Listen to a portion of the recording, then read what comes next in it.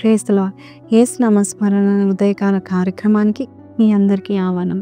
ఈ ఉదయకాలం ఎలాగున్నారు? పరిశుద్ధమైన దేవుని యొక్క సన్నిధిలో ఉన్నారా?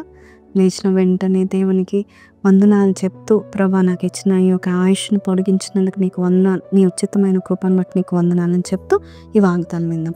రోమా 8:24. కాబట్టి నమ్మువారు ఆయన కృప చేతనే క్రీస్తు యేసు నందలి విమోచనము ద్వారా ఉచితముగా నీతిమంతులని తీర్చబడుచున్నారు. పైన భాగం మనం చూసినట్లయితే ఏ భేదం లేదు, అందరూ పాపం చేసి దేవుడు అనుగ్రహించిన మహిమను పొందలేక పోచున్నారు. నీతిమంతుడు లేడు, ఒక్కడు లేడు. నిజమే, మనం అందరం పాపం చేశాం. దేవుని యొక్క మహిమను, ఉచితమైన కృపను పొందుకోవడానికి అర్హులను కాదు. నిజంగా చెప్పాలంటే బైబిల్లో నీతిమంతుడికి చాలా ఆశీర్వాదాలు ఉన్నాయి.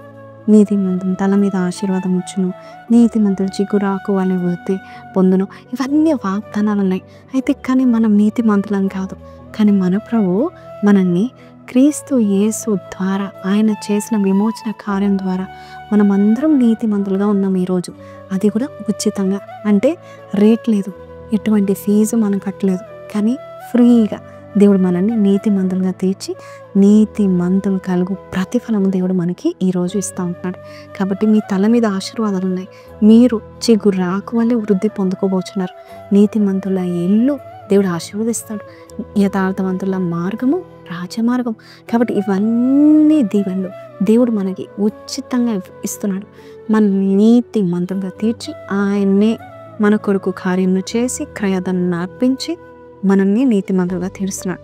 సో ఒకవేళ ఈరోజు నువ్వు లేచిన వెంటనే అయ్యో నేను పాపం చేశాను, నేను పాపినంటే పాపం చేసిన వెంటనే ప్రభా నన్ను క్షమించు అని కన్నీరు కార్చి నీ పాపాలు కప్పుకొనక ఒప్పుకున్నట్లయితే దేవుడు తన రక్తాన్ని ప్రోక్షించి నిన్ను మరొకసారి నీతిమంతులుగా తీర్చి నీతిమంతులకి ఇచ్చే ఆశీర్వాదం దేవుడిస్తాడు. హోషేయ గ్రంథంలో పాపులు కూలిపోతారంట. పాపం చేసేవారు కూలిపోతూ ఉంటారు. సిగ్గుతో ఖచ్చితంగా తల వద్దించుకునే పరిస్థితిలో ఉంటారు. కానీ దేవుడు మనల్ని కూలిపోకుండా నీతిమంతులుగా చేయడం మాత్రమే కాదు, నీతిమంతుల యొక్క ఆశీర్వాదం కూడా దేవుడు మనకిచ్చాడు. కాబట్టి ఈరోజు ఎంత థ్యాంక్ఫుల్ హార్ట్తో, ఎంత సంతోషంగా దేవునికి కృతజ్ఞతాస్తుతులు చెల్లిద్దామా? కళ్ళు మూసుకొని ప్రార్థనలో చెల్లిద్దాం. ప్రార్థన. పరిశుద్ధుడా, మహోన్నతుడవు తండ్రి, మమ్మల్ని ఎంపిక చేయడానికి మాలో ఏం చూసావయ్యా? పాపము తప్పితే అయ్యా ఏ భేదం లేదు, ప్రతి ఒక్కరు కూడా పాపం చేసి నీవిచ్చు మహిమకు దూరంగా ఉన్నారని చెప్పావు. అయినా మరొక్కసారి నీ విమోచన ద్వారా అయ్యా నీవు మా కొరకు కార్చిన ప్రతి రక్తపు బొట్టు అయ్యా నీతిమంతులు ఇక వీరు నీతిమంతులని కేకలు వేస్తుంది. అట్టి కార్యము మా జీవితంలో నెరవేర్చినందుకు నీకు వందనాలు.